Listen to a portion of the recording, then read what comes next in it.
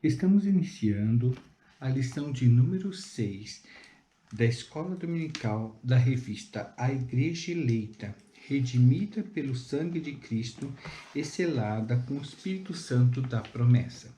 A lição de número 6 tem como título A Condição dos Gentios sem Deus.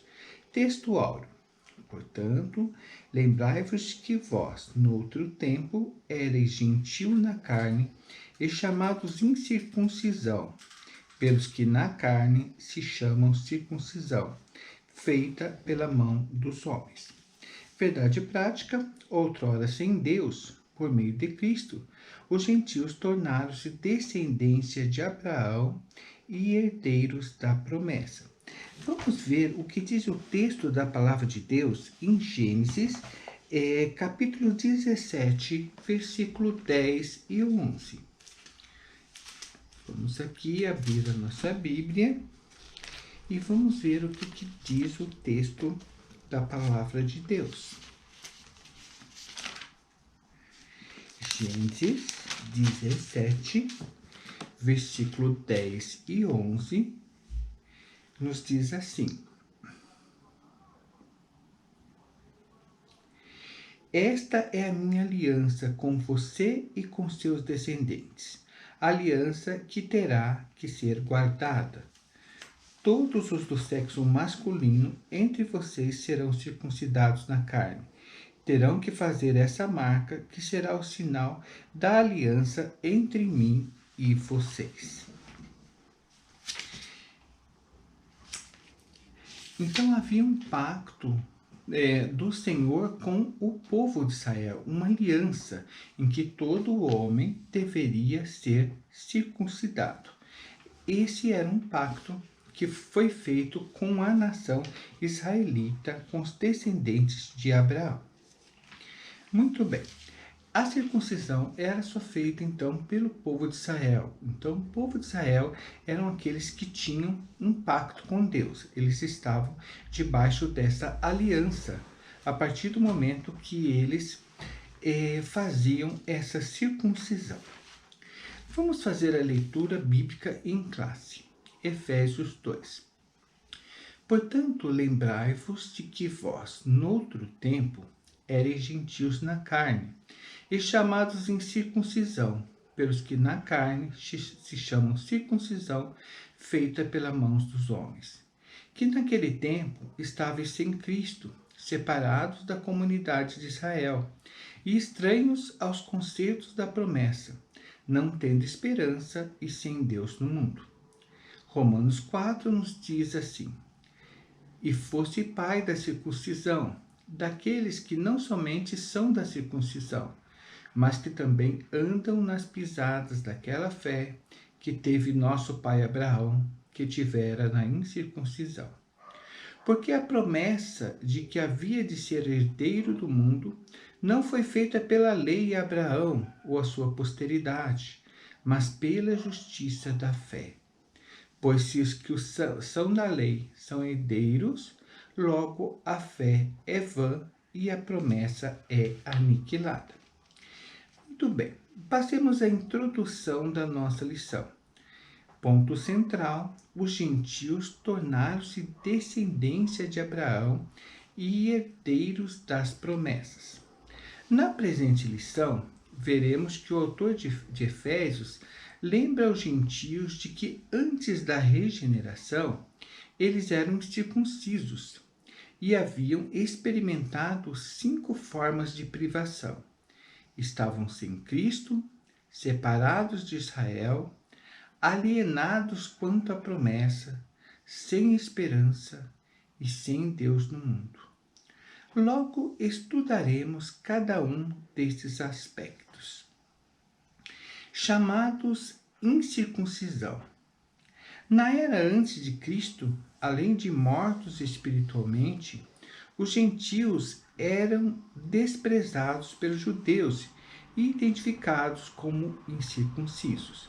Então nós vemos que essa separação que havia entre o povo de Israel e os gentios fazia com que houvesse um certo preconceito com aqueles que não eram judeus portanto, não estavam ligados à promessa de Deus. O conceito de circuncisão. Circuncisão é a remoção cirúrgica do prepúcio do órgão sexual masculino. Era prescrito na lei como sinal externo de quem pertencia ao povo da aliança com Deus. O procedimento era realizado no 8º dia de vida dos nascidos em Israel ou estrangeiros comprados a dinheiro. Quem não era circuncidado era tido como incircunciso e, portanto, excluído da aliança. A circuncisão tornou-se um sinal que distinguia os judeus dos demais povos gentílicos.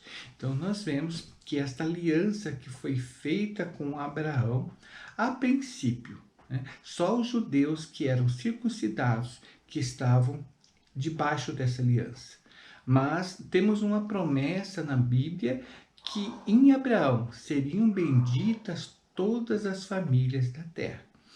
No decorrer dessa lição, nós vamos entender um pouco melhor qual era a situação do povo gentil. O significado religioso da circuncisão. Seu significado religioso apontava para a santificação. Como a corrupção e as práticas idólatras estavam fortemente relacionadas com a sexualidade depravada, a circuncisão simbolizava a aliança de purificação requerida ao povo escolhido. Era algo tão sério que os judeus recusavam-se até mesmo a comer com os incircuncisos. Então vemos que o Senhor estava fazendo um pacto com a nação de Israel, para que essa nação fosse uma nação separada dos outros povos, que fosse uma nação santa, uma nação que guardasse os seus mandamentos. Nós vamos ver no decorrer da história da igreja que isto não aconteceu, na verdade, como era o propósito de Deus. O povo de Israel se desviou muito dos caminhos do Senhor. A circuncisão do coração. O apóstolo reconhece que os gentios não faziam parte da circuncisão, mas com uma ressalva. O sinal dos judeus era apenas físico e realizado por mãos humanas. A boa nova que Paulo traz é a de que a verdadeira circuncisão não se tratava de uma operação externa na carne realizada pelos homens, mas a que foi feita no interior, a que é do coração, cujo louvor não provém dos homens, mas de Deus. Assim, em Cristo, o sinal de quem pertence a Deus não é a circuncisão, nem a incircuncisão, mas sim o ser uma nova criatura. Ou seja, Deus nos chamou para que nós nos tornássemos uma nova criatura, para que nós fôssemos transformados através da sua palavra. Então, é necessário que nós ouçamos a palavra do Senhor, aprendamos aquilo que o Senhor quer para a nossa vida, para que nós verdadeiramente nos transformemos numa nova criatura. A circuncisão na nova aliança. O assunto da circuncisão gerou discussões acaloradas entre judeus e gentios. Em Antioquia, a questão ganhou muita dimensão. Provocou intensos debates e culminou na convocação do primeiro concílio da Igreja em Jerusalém. A deliberação dos apóstolos sobre o assunto, sob orientação do Espírito Santo, passou a enfatizar que na nova aliança, a circuncisão somos nós que servimos a Deus no Espírito e nos gloriamos em Jesus Cristo e não confiamos na carne. Então, na realidade, o que nós precisamos é ter a nossa vida transformada. Vivemos uma vida em novidade de vida. Abandonarmos tudo aquilo que fazíamos anteriormente, antes de aceitarmos a Jesus como nosso Salvador. E procurar fazer a vontade de Deus, que ela é boa, perfeita e agradável. Estranhos ao concerto da promessa.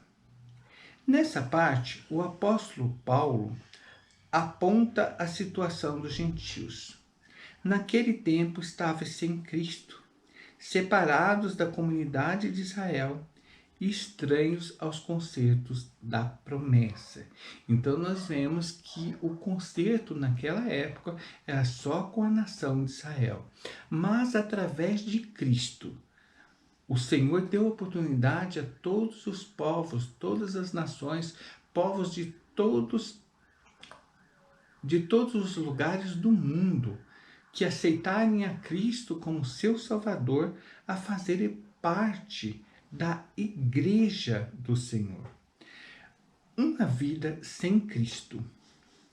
Ao descrever a história passada dos gentios, o apóstolo traz à memória que naquele tempo, isto é, antes da regeneração, eles viviam imersos no paganismo e, portanto, sem Cristo. Isso indica que a religiosidade dos gentios era incapaz de inseri-los na promessa messiânica de salvação. Também significa que eles desconheciam a Cristo, como também eram indiferentes às promessas acerca dele e de sua obra. Nós sabemos que há muitas religiões na Terra. Há muitos deuses que foram criados pelos próprios homens para serem adorados por eles. Mas o Senhor nos pede na sua palavra que nós o adoremos em espírito e verdade, porque ele é o único Deus, criador de todas as coisas.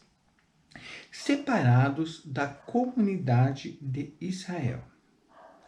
Ainda no versículo 12, o apóstolo salienta a desvantagem de os gentios não pertencerem à comunidade de Israel.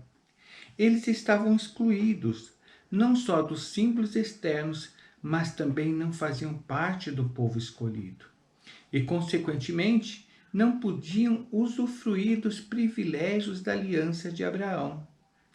A constatação cruel era de que Deus não havia se revelado aos gentios, pois a chamada divina fora feita somente a Abraão e a sua descendência. Nessa perspectiva, a lei e as promessas pertenciam somente aos judeus, e desse modo, os gentios estavam fora do alcance das bênçãos prometidas a Abraão, a Isaque e a Jacó.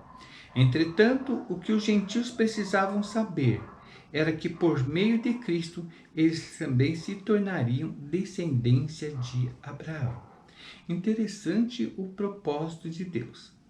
A Bíblia nos relata que Jesus veio para os que eram seus e os seus não o receberam, mas a todos quantos o receberam, deu-lhes o poder de serem feitos filhos de Deus.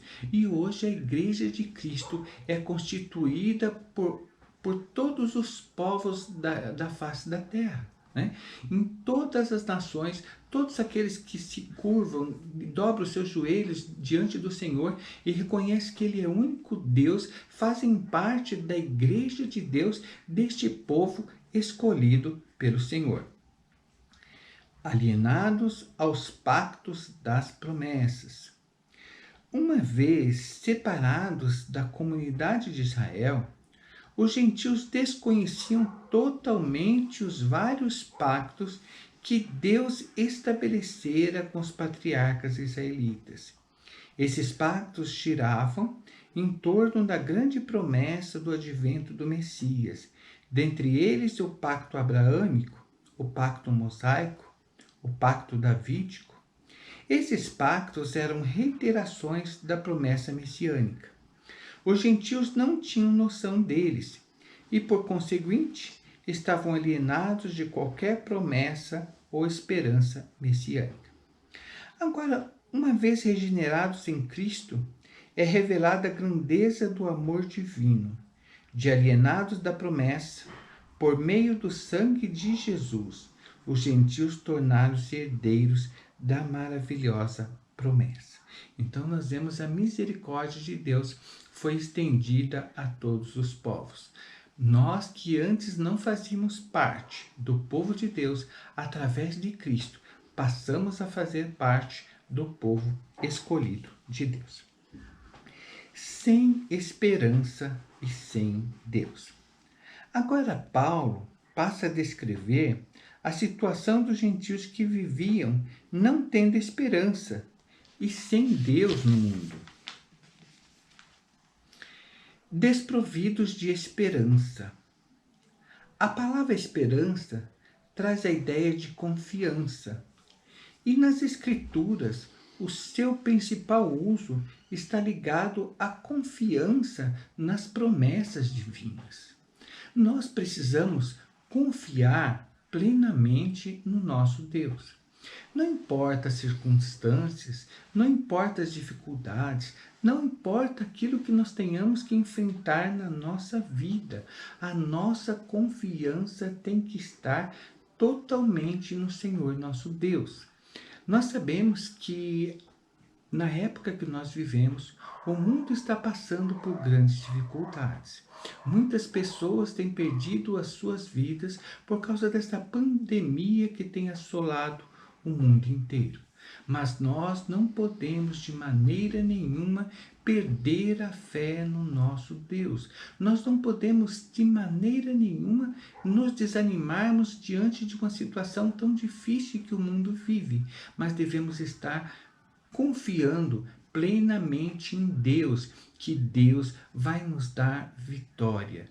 Em todas as circunstâncias, precisamos entender que Deus está conosco pela sua infinita misericórdia. Podemos afirmar que os gentios eram desprovidos dessa esperança por causa de parte da filosofia grega, que descartava a possibilidade de uma vida além túmulo e que, consequentemente, pudesse ser ditosa.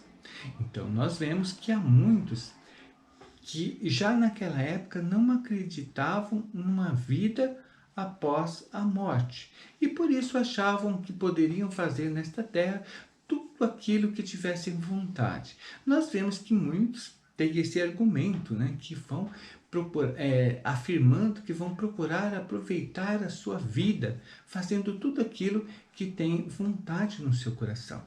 Mas o plano de Deus para o ser humano nunca foi este. O plano de Deus para o ser humano não foi para que o homem viesse a morrer, mas o plano de Deus para o homem foi para que ele tivesse vida eterna. Já no princípio de todas as coisas, quando Deus colocou Adão e Eva lá no jardim do Éden, o propósito de Deus para com eles era que eles vivessem eternamente. O pecado trouxe a morte, trouxe essa separação de Deus, mas nós precisamos a cada dia da nossa vida nos aproximarmos mais de Deus, dando crédito à sua palavra, deixando que essa palavra penetre no nosso coração e transforme a nossa vida e faça de nós uma nova pessoa em Cristo Jesus.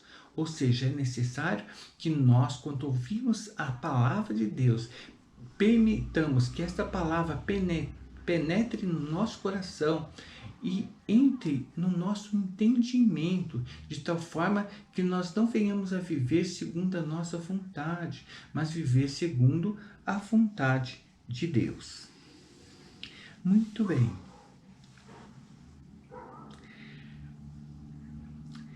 Como a esperança é a âncora para a alma, os gentios desprovidos dela padeciam de medo e incertezas. Por conseguinte, a falta de esperança e de paz revela a ausência de Deus. O cristão, ainda que a situação seja difícil, ele nunca perde a esperança, porque a sua esperança ela está totalmente depositada em Deus. As lutas podem ser difíceis, os problemas podem ser imensos, mas ele não perde de maneira nenhuma a sua confiança em Deus. Ele está sempre depositando toda a sua confiança no Senhor através da oração, dobrando seus joelhos, clamando ao Senhor para que o Senhor venha estender as suas mãos de misericórdia e dar a vitória né, e nos alcançar pela sua infinita misericórdia, trazendo para nós a paz que nós tanto desejamos. O que significa estar sem Deus no mundo? A expressão sem Deus não significa que os gentios não serviam ou não acreditavam numa divindade. Ao contrário, eles eram politeístas e idólatras, pois acreditavam e adoravam a muitos deuses. Nós vamos encontrar na Bíblia Sagrada vários povos que adoravam, se inclinavam diante de outros deuses, acreditando que esses deuses poderiam solucionar os seus problemas. Há uma passagem no texto bíblico que chama muita atenção, que é a passagem de Elias e os profetas de Baal. No Monte Carmelo, todos aqueles profetas clamavam a Baal para que Baal ouvisse a sua oração. E nós vemos que Elias desafiava aqueles profetas para que eles clamassem mais em alta voz, porque talvez o seu Deus estivesse dormindo ou estivesse fazendo outra coisa que não estaria ouvindo a sua voz. E depois de insistir tanto, clamando a seu Deus e não recebendo resposta nenhuma, então foi a vez de Elias clamar ao Senhor nosso Deus. E Elias havia feito um desafio aos profetas de Baal, que o Deus que respondesse por fogo, esse verdadeiramente era Deus. E o que nós vemos que aconteceu? Quando Elias clamou, o Senhor mandou fogo do céu em resposta à oração de Elias. Então ali o povo reconheceu o Senhor, Deus de Israel, como o único Deus e passou a clamar: só o Senhor é Deus verdadeiramente. Né? Então, o Senhor nosso Deus é o Deus de perto e o Deus de longe. Né? Não importa a circunstância, vamos depositar toda a nossa confiança no Senhor, que Ele está pronto para nos atender, para ouvir a nossa oração e nos socorrer no momento de angústia. Como diz o salmista: eleva os meus olhos para os montes, de onde me virá o socorro. O meu socorro vem do Senhor, que fez os céus e a terra. Muito bem.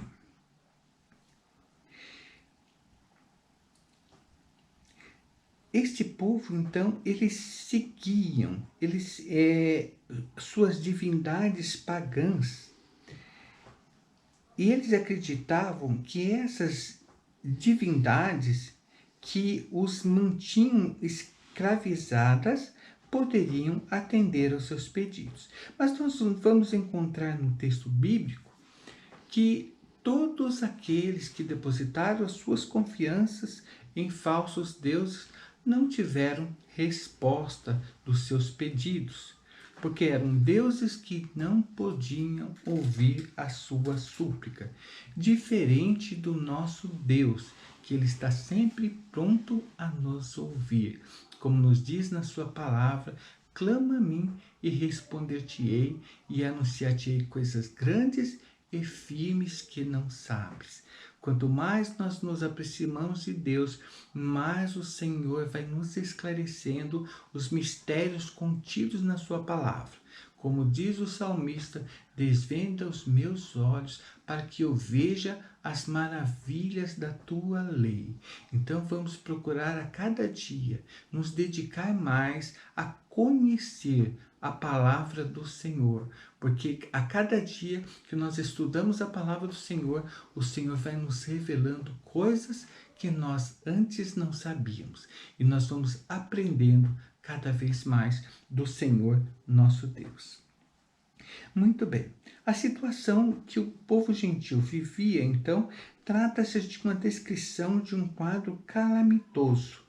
Entretanto, e felizmente, este quadro foi alterado pela intervenção dos desígnios eternos do verdadeiro Deus. Desde a fundação do mundo, a palavra de Deus nos mostra que o Senhor já estava preparando uma salvação. Era do conhecimento de Deus, porque o nosso Deus é onisciente, que o homem que foi colocado ali no jardim do Éden ia desobedecer a sua palavra, ia pecar e, em consequência do seu pecado, ele deveria passar pela morte. Não era propósito de Deus que isso acontecesse, mas como o homem pecou, essa passou a ser a consequência para a sua vida, passou a ser o seu destino. Mas através de Cristo, nós resgatamos esse direito perdido à vida eterna, o direito de morar com Jesus eternamente nos céus. Muito bem. A antiga condição dos gentios era lamentável, desprovidos de esperança e sem Deus na vida, caminhavam a passos largos para a perdição e ao inferno. Nós vemos que hoje o mundo inteiro está em aflição, mas mesmo assim, muitos não pedem socorro a Deus.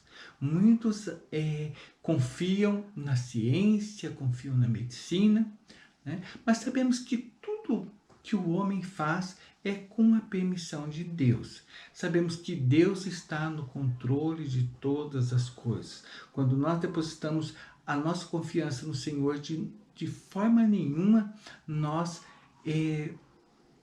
somos derrotados, porque o Senhor é aquele que nos garante a vitória. A conclusão dessa nossa lição nos diz assim: noutro tempo éramos incircuncisos e estávamos excluídos da aliança com Deus, separados de Cristo e de Israel, vivíamos alienados ao concerto da promessa, desesperançados e longe de Deus. Um dia, porém, a magnitude do amor divino circuncidou os nossos corações, aproximou-nos de Cristo e de Israel, incluiu-nos na esperança da promessa e revelou a nós o único e verdadeiro Deus. Bendito seja o seu santo nome para sempre. Vemos, irmãos, como Deus agiu com misericórdia para conosco. A palavra de Deus nos diz que o Senhor continua estendendo as suas mãos de misericórdia para cada um de nós. E nós que antes nos estávamos fora da promessa, através de Cristo fomos incluídos no plano de salvação, no plano de redenção que Deus estabeleceu para toda a humanidade. Então, se antes estávamos sem esperança, agora toda a nossa esperança está depositada em Deus.